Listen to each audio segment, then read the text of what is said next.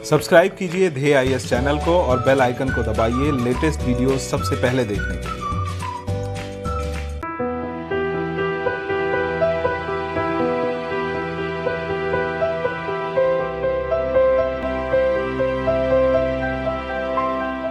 नमस्कार, मैं सुनील वर्मा ध्येय आईएएस टीम की ओर से आपका स्वागत करता हूं ध्येय टीवी पर। हम बात करेंगे डेली करंट अफेयर्स के अपने प्रोग्राम पर, जैसा कि हम प्रतिदिन करते आए हैं। आज के वीडियो में हम बात करेंगे SC/ST एक्ट पर और समझने का प्रयास करेंगे कि SC/ST एक्ट के संदर्भ में सर्वोच्च न्यायालय का कौन सा महत्वपूर्ण निर्णय आया है। यह जो निर्णय है वह SC/ST एक्ट के संदर्भ में कई प्रकार के बदलाव लाता है, हमारी समझ को विकसित करता है और साथ ही साथ इसके संदर्भ में कई प्रकार की भ्रांतियां थी उनको दूर करता है। तो ये जो टॉपिक है काफी महत्वपूर्ण है आपके सोशल जस्टिस के पॉइंट ऑफ व्यू से, आपके पॉलिटी और कॉन्स्टिट्यूशन के पॉइंट व्यू से, अर्थात ये जो भी मैंने नाम लिए इन सभी पेपर्स में इसका आप यूज कर सकते हैं। तो आइए इसको हम थोड़ा समझने का प्रयास करते हैं बैकग्राउंड के साथ, जिससे टॉपिक पर हमारी जो पकड़ है वह मजबूत हो सके। भारतीय समाज में आपने एक चीज गौर किया होगा तो हमारा जो समाज है इसकी एक सामाजिक बुराई है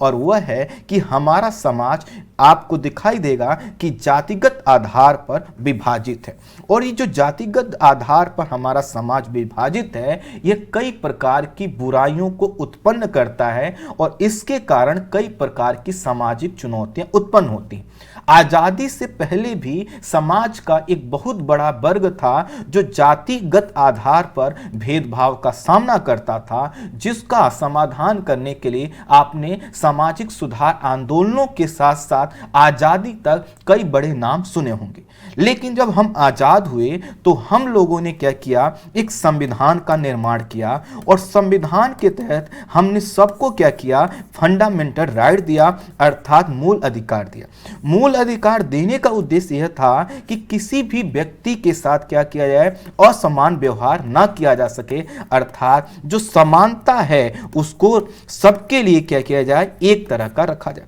लेकिन जो समानता का अधिकार दिया गया, जो फंडामेंटल राइट का अधिकार दिया गया, वह अभी पूरा नहीं हो पा रहा था। अर्थात जो जातिगत भेदभाव की समस्या है वह आजादी के बाद भी बनी हुई थी और समाज के एक बड़े वर्ग के साथ असमान व्यवहार किया जाता था और इसे समाप्त करने के लिए जो है कि कुछ कानूनी रूपरेखा का निर्माण किया जाना था और इसी के लिए 1955 में protection of civil rights act लाया गया। एक्ट का उद्देश्य यह था कि जो ये भेदभाव होता है, जातिगत आधार पर असमान व्यवहार होता है, इसको खत्म किया जाए। लेकिन इस एक्ट के बाद भी दलित समुदाय, जो पिछड़े लोग हैं या समाज के एक बहुत बड़े वर्ग के साथ यह अत्याचार और असमान व्यवहार जारी रहा। उनके ऊपर कई प्रकार की जातिगत हिंसाएं होती थीं, जिसके लिए समाज का एक जो बड़ा वर्ग था वह चाहता था कि कोई कड़ा कानून बनाया जाए जिससे इनके साथ जो भी समस्या होती है, क्योंकि ये सभी लोग उसी समाज का हिस्सा हैं जिन्होंने क्या किया है, इस देश का निर्माण किया है, तो किसी कड़े कानून की मांग की जा रही थी। और इसी को देखते हुए 1 सितंबर 1989 को संसद द्वारा अनुसूचित जाति और अनुसूचित जनजाति के लोगों की सुरक्षा के लिए SC/ST एक्ट को पारित किया गया और इस एक्ट को 30 जनवरी 1990 को पूरे देश में लागू कर दिया गया।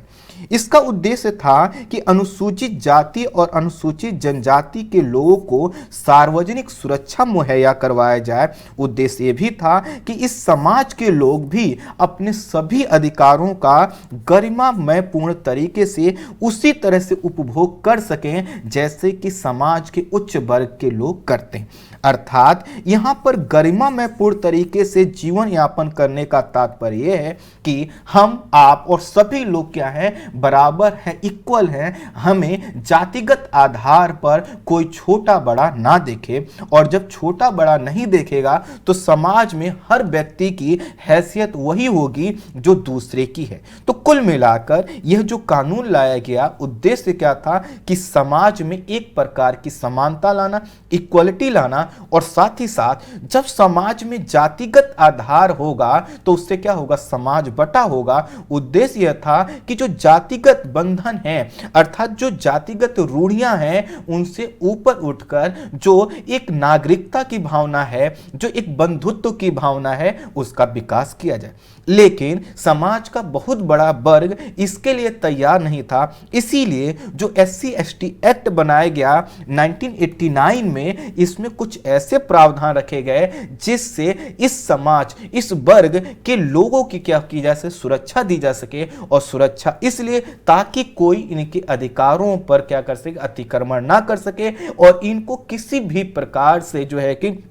परेशान ना कर सके। तो इसके कुछ मुख्य प्रावधान हम समझ लेते हैं जिससे हमें पता चल सके कि आखिर जो SC/ST एक्ट है वह था क्या। तो इसमें पहला यह कहा गया कि जो जाति सूचक शब्द होते हैं इनका प्रयोग करना अपराध है, अर्थात किसी भी व्यक्ति जो कि SC/ST एक्ट से संबंधित हैं उनका आप जाति सूचक शब्दों का प्रयोग नहीं कर सकते। अगर आप ऐसा करते हैं तो शीघ्र ही क्या किया जाएगा, उस पर केस दर्ज किया जाएगा और केस दर्ज करने का मतलब क्या है, कानूनी कार्रवाई होगी। उद्देश्य यह था कि जब आप किसी व्यक्ति को जातिगत आधार पर संबोधित करते हैं और जब आपका टोन यह होता है कि आप उल्लेख करना चाहते हैं कि कोई व्यक्ति किसी जाति संबंध से बिलोंग करता है, इसका मतलब क्या है कि आप अपने आप को सुपीरियर दिखाना चाहते हैं। और समाज, इंडियन कॉन्स्टिट्यूशन और साथ ही साथ जो हमारे संविधान के निर्माता थे वह इस प्रकार के समाज की उम्मीद नहीं रखते थे। इसलिए हमने यह प्रावधान किया कि जो जाति सूचक शब्द हैं इनका प्रयोग आप नहीं करेंगे, खासकर एक समूह को टारगेट करते हुए कि आप जो है कि कोई इस समाज से या किसी इस जाति से बिलोंग करता है। दूसरा प्रावधान यह किया गया कि केस जो है कि शीघ्र ही, पहले तो कहा गया केस दर्ज किया जाएगा और केस दर्ज होने की स्थिति में तुरंत क्या की जाएगी, गिरफ्तारी की जाएगी। अर्थात व्यक्ति को यह बताया गया कि आप अगर दूसरे के अधिकारों का हनन करते हैं तो इसका मतलब क्या है, आपने कानूनी अपराध किया है और आपको तुरंत गिरफ्तार किया जाएगा। आपको इधर उधर जो है कि कहीं भागने नहीं दिया जाए। तुरंत गिरफ्तारी का प्रावधान इसलिए किया गया, कई प्रकार के अपराधों में आपने देखा होगा कि पहले एक अनुमति लेनी होती है और उस प्रोसेस में क्या होता है, कई बार विलंब हो जाता है। तो चूंकि समाज में कुछ हमें कड़े संदेश देने हैं इसलिए तुरंत गिरफ्तारी का प्रावधान रखा गया। आगे यह कहा गया कि इस एक्ट से संबंधित मामलों की जांच जो की जाएगी वह इंस्पेक्टर रैंक के पुलिस अधिकारी के द्वारा की जाएगी। इंस्पेक्टर रैंक के पुलिस अधिकारी से इसलिए जांच करवाई जाएगी ताकि वह मामले की गंभीरता समझ सके और साथ ही साथ जो इंस्पेक्टर रैंक के अधिकारी होते हैं सामान्यतः सभी थानों में होते हैं, इसलिए किसी खास अधिकारी की जरूरत नहीं बताई गई और यह कहा गया कि इंस्पेक्टर रैंक के अधिकारी हर जगह मौजूद होते हैं और जैसे ही कोई मामला है तुरंत क्या करें, पहले मामला दर्ज करें, उसकी गिरफ्तारी करें और उसकी फिर क्या करें, जांच करें।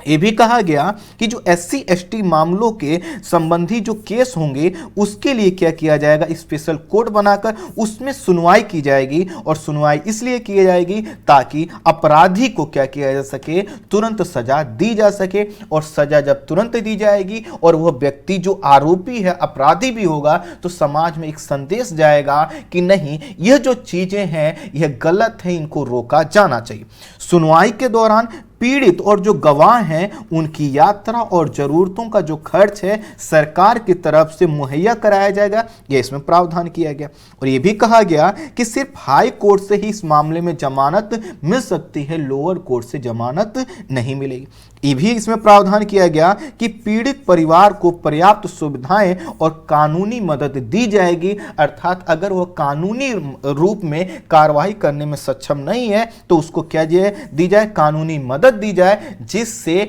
उसके साथ जो अधिकारों का हनन हुआ है, उसके साथ जो जिस व्यक्ति ने अपराध किया है उसको सलाखों के पीछे पहुंचाया जा सके। यह भी इसमें प्रावधान किया गया कि FIR दर्ज करने के 60 दिन के भीतर अपराध की जांच करना और इससे संबंधित जो चार्जशीट है अर्थात जो आरोप पत्र है उसको पेश करना होगा, अर्थात इस केस को ज्यादा आप खींच नहीं सकते थे। यह भी कहा गया कि जबरन अखाद्य पदार्थ खिलाना, सामाजिक बहिष्कार करना जैसे 20 से अधिक ऐसे कृत्यों को इसमें अपराध माना गया। और यह जो अपराध थे उसके अंतर्गत अगर आप देखें तो ऐसे कार्यों को अपराध माना गया जिससे क्या पता चलता है कि आपके दिमाग में कोई सामाजिक गैप है, आप क्या करते हैं, किसी व्यक्ति की जो मानवीय गरिमा है उसका उल्लंघन करते हैं। अर्थात आपके कृत्यों से यदि समाज में फूट पड़ती है, जो उसमें समानता का अधिकार सबको दिया गया है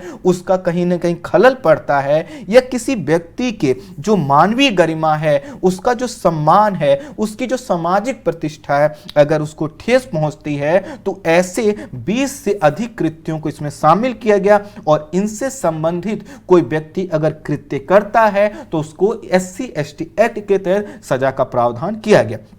कोई व्यक्ति SC/ST समुदाय के सदस्य से यदि व्यापार करने से इनकार करता है जातिगत आधार पर, तो उसको क्या किया जाएगा, आर्थिक बहिष्कार माना जाएगा, और यह भी क्या होगा, दंडनीय अपराध होगा। यह भी कहा गया यदि कोई सरकारी अधिकारी जो है कि जानबूझकर इस अधिनियम के तहत उसको जो कर्तव्य दिए गए हैं उसका पालन नहीं करता है, तो उसे भी क्या होगी, 6 माह से लेकर 1 साल तक की सजा हो सकती है। यह प्रावधान इसलिए किया गया, कई बार आपने देखा होगा कि समाज के जो संपन्न लोग होते हैं तथा कथित जो ऐसे लोग होते हैं जो अपने आप को समाज के ठेकेदार मानते हैं, उनका क्या होता है कि आपने देखा होगा कि वह यह मानकर चलते हैं कि अगर मामला कभी पुलिस के पास भी जाएगा तो वहां पर हमारे ही लोग बैठे हैं, हमारी मदद कर देंगे। इसीलिए कहा गया कि नहीं, अगर कोई पुलिस अधिकारी भी इस प्रकार के केसेस में लापरवाही करता है, FIR दर्ज नहीं करता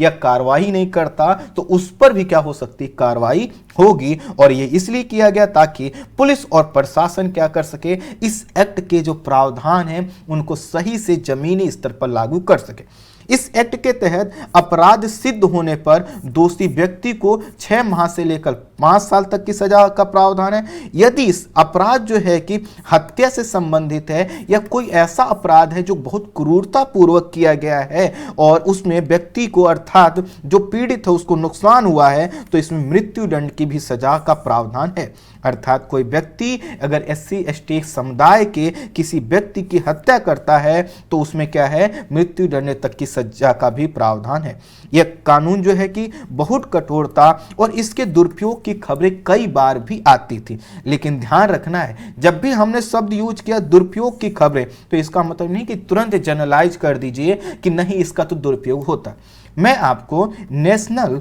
क्राइम रिकॉर्ड ब्यूरो अर्थात NCRB का डेटा बताता हूं। इसका ही मानना है कि लगभग 9% केस जो है कि क्या होते हैं, झूठे होते हैं। बाकी 91% या 90% जो केसेस होते हैं वह ऐसे होते हैं जिसमें वास्तव में अपराध किया गया है। अर्थात SC/ST समुदाय के साथ उनके जो अधिकार हैं उनके साथ असमान व्यवहार किया गया है, उनके साथ जाति सूचक शब्दों का प्रयोग किया गया है या उनके साथ जो अनुचित व्यवहार किया गया।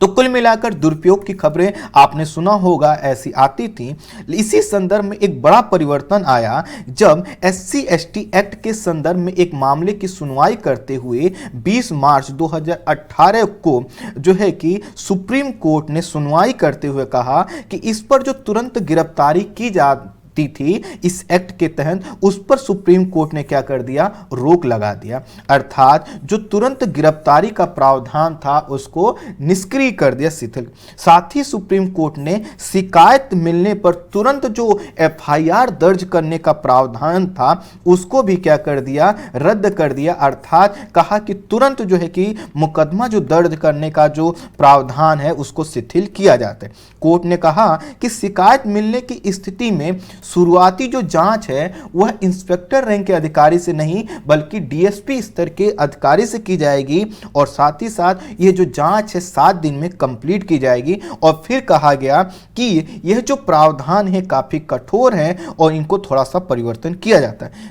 सुप्रीम कोर्ट ने इस कानून में बड़े पैमाने पर गलत इस्तेमाल की बात मानी थी और कहा था कि इसके तहत जो प्रावधान है वो कठोर है और इसी के लिए इसमें कई प्रकार के परिवर्तन की, जैसा कि कहा गया DSP स्तर का रैंक का जो अधिकारी होगा वह जांच करेगा। साथ ही साथ जो तुरंत FIR करने का प्रावधान था उसको भी रोक दिया गया। तुरंत जो गिरफ्तारी पर जो प्रावधान था उसको भी शिथिल कर दिया गया और यह भी कहा गया कि अग्रिम जमानत के लिए भी आवेदन देने का अधिकार जो आरोपी है उसके पास होगा। अब हुआ क्या, इसके बाद से जो है कि कई प्रकार के जो है कि बैठकें हुई और देश में एक अलग माहौल बना और इसको लेकर जो है कि पूरे देश में विरोध होने लगा। और इसी संदर्भ में आपने सुना होगा कि 1 अप्रैल 2018 को देश भर में बंद बुलाया गया। कई जगह हिंसक घटनाएं हुई, सार्वजनिक संपत्ति को भी जो है कि नुकसान पहुंचाया गया।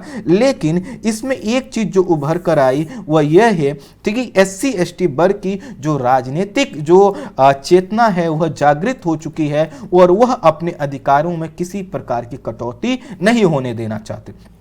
SC ST समुदाय ने यह मांग की सरकार इसे पुनः क्या करे, उसी रूप में सख्ती से लागू करवाए। अब ये कैसे हो सकता था, यह तभी हो सकता था जब क्या करे कि जो कोर्ट ने आदेश दिया है उस पर क्या करे, वह पुनर्विचार करके अपने आदेश को पलट दे। या फिर सरकार के पास एक और विकल्प था और यह था कि वह क्या करे, अध्यादेश लाकर उन कानूनों को फिर से क्या कर दे, इफेक्टिव कर दे। तो हुआ क्या कि देश भर में जब विरोध प्रदर्शन हुए तो केंद्र सरकार क्या हो गई, दबाव में आ गई और सरकार ने पहले से ही पुनर्विचार याचिका इसमें दाखिल कर रखी थी। और इन प्रावधानों के तहत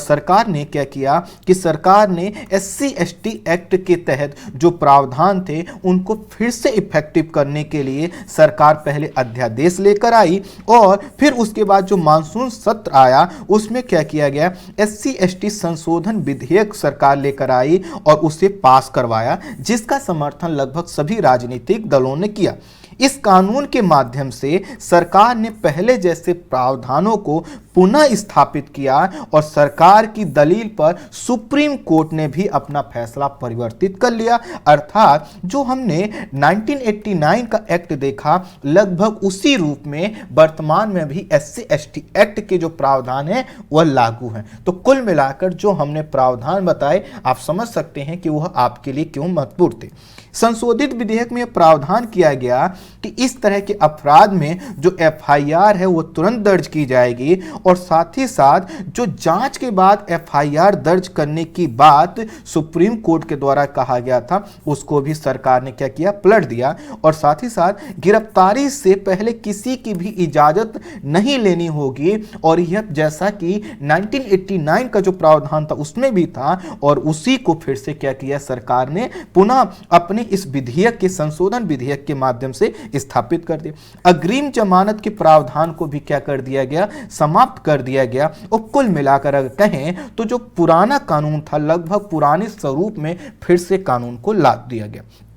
लेकिन इसमें एक और बड़ा परिवर्तन आया और वह आया 1 अक्टूबर 2019 को। 1 अक्टूबर 2019 को सुप्रीम कोर्ट ने ही 3 जजों की एक बेंच ने कहा कि SC ST वर्ग के लोगों को अभी भी देश में भेदभाव और छुआछूत जैसी सामाजिक बुराइयों का सामना करना पड़ता है, अभी भी उनका जो सामाजिक तौर पर बहिष्कार किया जाता है और देश में समानता के लिए जो उनका संघर्ष है वह अभी खत्म नहीं हुआ है। अर्थात जैसा कि सुप्रीम कोर्ट ने अपने पहले आदेश में माना था कि इस कानून का बहुत ज्यादा उल्लंघन होता है, इसका गलत प्रयोग होता है, उसी सुप्रीम कोर्ट में जब यह बात कही गई तो यह एक संदेश गया कि नहीं, जो SC ST एक्ट है इन प्रावधानों का अभी बने रहना जरूरी है। SC ST कानून इस समय फिर से अब चर्चा में है। एक विवाद उत्तराखंड हाई कोर्ट से होते हुए सुप्रीम कोर्ट पहुंचा है और सुप्रीम कोर्ट ने इस पर अपना निर्णय दिया है।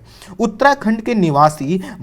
हितेश वर्मा के खिलाफ अनुसूचित जाति की एक महिला ने निर्माण कार्य संबंधी विवाद में हुई कहासुनी को लेकर SC ST एक्ट के तहत मामला दर्ज कराया था और पुलिस ने कार्रवाई करते हुए उसके खिलाफ चार्जशीट भी पेश कर दिया। हितेश ने अर्थात जो आरोपी है उसने क्या किया, इसके खिलाफ उत्तराखंड हाई कोर्ट में अपील की और कार्रवाई जो पुलिस ने कार्रवाई की थी उसको अनुचित बताया और उसे रद्द करने की मांग की। लेकिन हाई कोर्ट ने इस अपील को खारिज कर दिया। तो उसके बाद हितेश के पास क्या विकल्प था कि वो सुप्रीम कोर्ट जाए और इस आदेश को, इस कार्रवाई को क्या करे, वो चुनौती दे और ऐसा ही हुआ। सुप्रीम कोर्ट में justice L Nageswara Rao, justice Hemant Gupta और जस्टिस अजय रस्तोगी की पीठ ने कहा कि उच्च जाति की किसी व्यक्ति को उसके कानूनी अधिकारों से सिर्फ इसलिए वंचित नहीं किया जा सकता है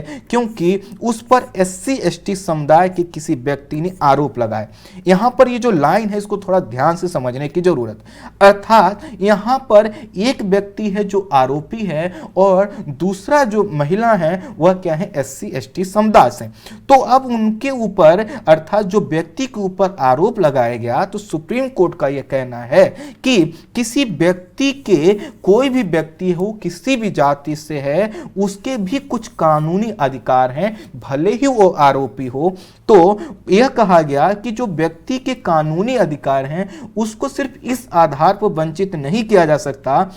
कि किसी एससी एसटी समुदाय के व्यक्ति ने आरोप लगा दिए। आरोप लगा देने भर से क्या होगा, जो उसको कानूनी अधिकार मिले हैं, चाहे हाई कोर्ट जाने का या सुप्रीम कोर्ट जाने का या फिर अपने बचाव करने का, वह समाप्त नहीं होते। सुप्रीम कोर्ट ने यह भी कहा कि एससी एसटी एक्ट के तहत कोई अपराध इसलिए नहीं स्वीकार कर लिया जाएगा कि शिकायतकर्ता जो है वह अनुसूचित जाति का है। अगर यह अनुसूचित जाति का अगर शिकायत करता है तो शिकायत तभी स्वीकार की जाएगी जब क्या किया गया हो, जो आरोपी है उसने सोच समझकर शिकायतकर्ता का उत्पीड़न उसकी जाति के कारण पर ही किया हो। अर्थात कोई व्यक्ति यदि किसी भी व्यक्ति के साथ उसकी जाति के आधार पर क्या करता है, सोच समझकर उसका उत्पीड़न करता है, तो यह मामला क्या आता है, एससी एसटी एक्ट के संदर्भ में आता है। आसान संदर्भों में अगर हम कहें कि कोई व्यक्ति है, अगर वह एससी एसटी एक्ट से संबंधित है और कोई भी व्यक्ति अगर सोच समझकर या फिर यह समझते हुए कि वह जो कर रहा है उससे एससी और एसटी समुदाय का जो वह व्यक्ति है उसकी भावनाएं आहत हो सकती हैं, उसकी गरिमा को चोट पहुंच सकता है, अगर वह ऐसा करता है तो क्या है, वह अपराध है और वह दंडनीय है। इस मामले की सुनवाई कर रही 3 सदस्यीय पीठ की तरफ से जो फैसला लिखा गया है उसमें कोर्ट ने कहा कि जब तक उत्पीड़न का कार्य किसी जाति के कारण सोच विचार कर नहीं किया गया हो, तब तक आरोपी पर एससी एसटी एक्ट के तहत कार्रवाई नहीं की जा सकती। इसको अगर सरल शब्दों में मैं समझाऊं तो कोई जो व्यक्ति है जो आरोपी है, यदि उसने किसी व्यक्ति जो कि एससी एसटी समुदाय से बिलोंग करते हैं उनकी जाति के आधार पर सोच विचार कर अगर उनको अपमानित करने या किसी भी तरह से उनको उत्पीड़ित करने का कार्य नहीं किया होगा, तब तक एससी एसटी एक्ट के तहत कार्रवाई नहीं होगी, बाकी धाराओं के साथ कार्रवाई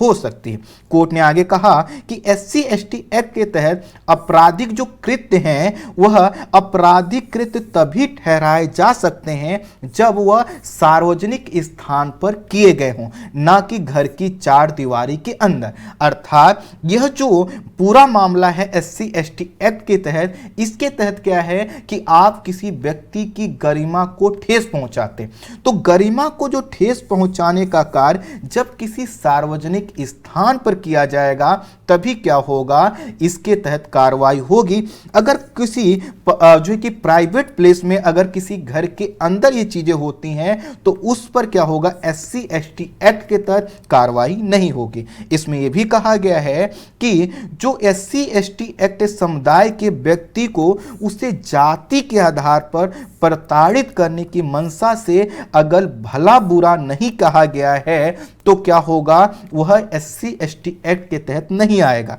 और यह भी कहा गया है कि वो जो उत्पीड़न की घटना जो कि शिकायतकर्ता बता रहा है उसका कोई क्या होना चाहिए, गवाह होना चाहिए, और गवाह होगा तभी क्या होगा, इस चीज को माना जाएगा। जब तक किसी उच्च जाति के व्यक्ति के खिलाफ एससी एसटी की कार्रवाई नहीं की जा सकती जब तक कि वह सार्वजनिक स्थान पर ना हुई हो और उसका कोई गवाह नहीं हो। अब जब गवाह नहीं होगा और सार्वजनिक स्थान पर यह कार्य नहीं हुआ होगा तो क्या होगा, मामला एससी एसटी एक्ट के तहत नहीं आएगा। इसके लिए सुप्रीम कोर्ट ने अपने 2008 के एक फैसले का हवाला दिया और कहा कि उसमें भी पब्लिक प्लेस को क्या किया गया था, आधार बनाया गया था और उसी के आधार पर फैसला दिया गया था। और उसमें कहा गया था कि अगर घर के बाहर, जैसे किसी बाहरी स्थान पर, किसी सड़क, चौराहे, गली में अगर किसी व्यक्ति को क्या किया जाता है, जातिवादी जो शब्द हैं, सूचक शब्द हैं, इनसे संबोधित किया जाता है, जिससे उस व्यक्ति की प्रतिष्ठा और गरिमा को सार्वजनिक तौर पर चोट पहुंचती है, तो यह मामला क्या होगा, SC ST एक्ट के दायरे में आएगा, ना कि घर के अंदर हुआ मामला। सुप्रीम कोर्ट ने कहा कि जब तक उत्पीड़न का कार्य किसी जाति के कारण सोच विचार कर नहीं किया गया हो, तब तक SC ST एक्ट के तहत यह मामला नहीं बनता है। सुप्रीम कोर्ट ने आगे यह भी कहा कि उच्च जाति की किसी व्यक्ति ने SC ST समुदाय के किसी व्यक्ति को अगर गाली भी दी हो तो उस पर SC ST एक्ट के तहत कार्रवाई नहीं की जा सकती। अगर उसने गाली जो है, हाँ इसमें ये जरूर है कि देखिए, अगर गाली दी है तो भी जरूरी नहीं है कि उसने क्या किया हो कि SC ST समुदाय को जानबूझकर जाति के आधार पर उसको अपमानित करने का प्रयास किया। अर्थात इसमें कहा गया है कि अगर उच्च जाति के व्यक्ति ने SC ST समुदाय के व्यक्ति को जानबूझकर प्रताड़ित करने के लिए गाली दिया है, जातिवादी शब्द जो हैं, जो जाति सूचक शब्द हैं, इनका प्रयोग किया है, तो उस पर SC ST एक्ट के तहत जरूर कार्रवाई होगी। लेकिन यह कार्रवाई जो होगी उसके लिए आधार क्या होना चाहिए, आधार होना चाहिए कि वो सार्वजनिक स्थान पर हो, साथ ही साथ वह उसका कोई गवाह हो, और उसके साथ ही यह भी हो कि उस व्यक्ति जिसने ऐसा किया है, कृत्य किया है, उसने जानबूझकर जाति को क्या किया हो, टारगेट किया हो। बेंच ने इस विवाद में, जो पूरा विवाद था, इस विवाद में पूरा जो पुरुष था, अर्थात जिसके जो आरोपी था, उसको SC ST एक्ट की कार्रवाई से मुक्त करते हुए कहा कि आरोपी पुरुष तथा शिकायतकर्ता जो महिला के बीच उत्तराखंड में जमीन की लड़ाई चल रही थी और दोनों ने एक दूसरे के खिलाफ मुकदमा दर्ज करवा रखा था। बाद में महिला ने यह कहते हुए SC ST एक्ट के तहत मुकदमा दर्ज करवा दिया कि पुरुष ने सहयोगियों के साथ मिलकर महिला को खेती करने से बलपूर्वक रोका तथा महिला को जाति संबंधी गालियां भी दी। कोर्ट ने कहा कि पुरुष पर जो आरोप है वो घर की चार दीवारी के अंदर गाली गलौज करने का आरोप है, ना कि सार्वजनिक तौर पर। इसलिए उसके खिलाफ SC ST एक्ट के तहत जो कार्रवाई है वह करना उचित नहीं है। अन्य जो कानूनी आधार हैं उसके साथ किया जा सकता है। कोर्ट ने कहा कि अनुसूचित जाति और जनजाति अत्याचार निवारक कानून की धारा 3 के सब क्लॉज 1 के तहत याचिकाकर्ता आरोपी के खिलाफ मामला नहीं बनता है, इसलिए उसे खारिज किया जाता है। कुल मिलाकर ये जो पूरा विवाद था, इस विवाद में सुप्रीम कोर्ट ने यह डिफाइन कर दिया है कि जो SC ST एक्ट है उसके संदर्भ में जो प्रावधान है वह प्रावधान किन किन दशाओं में लागू होंगे, और उस लागू होने के पीछे जो पूरा कॉन्सेप्ट है वह यह है कि जाति के आधार पर यदि कोई व्यक्ति किसी SC ST समुदाय को टारगेट करता है, उसको अपमानित करता है, और उसके दिमाग में यह पता है कि वो जिन जाति सूचक शब्दों का प्रयोग कर रहा है उससे सामने वाले व्यक्ति की सामाजिक प्रतिष्ठा को ठेस पहुंचेगी, तो क्या होगा, वह अपराधी माना जाएगा। लेकिन यह जो पूरा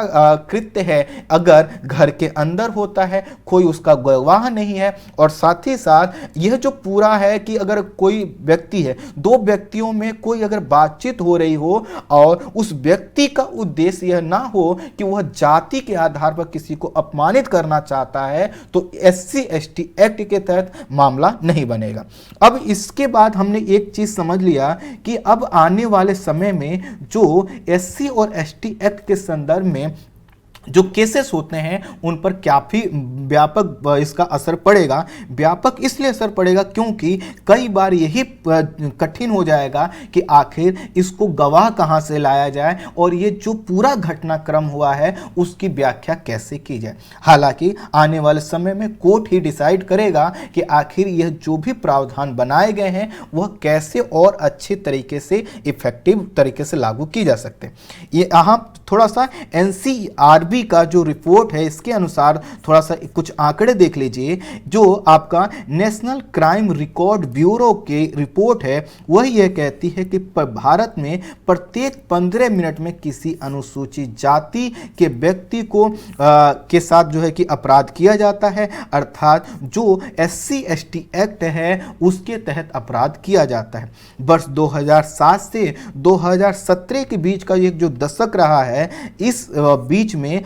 लगभग जो SC ST एक्ट से संबंधित केसेस हैं उसमें 66% की वृद्धि हुई है। NCRB के आंकड़ों के अनुसार इस संबंध में जो झूठे मामलों का प्रतिशत है लगभग वह 9% है और बाकी जो 91% जो केसेस होते हैं वह सही होते हैं। तो कुल मिलाकर यहाँ से एक चीज यह समझ में आ गया है कि आने वाले समय में जो इस प्रकार के केसेस लगा दिए जाते थे किसी व्यक्ति ने, कि तथाकथित किसी व्यक्ति ने क्या किया, ऐसे शब्दों का यूज किया था घर में आकर, और उसके आधार पर जो केसेस बनते थे वह रुकेंगे। और आने वाले समय में इसमें और भी कोई अपडेट होगा तो मैं जरूर बताऊंगा। आज की वीडियो में इतना ही। Thank you so much.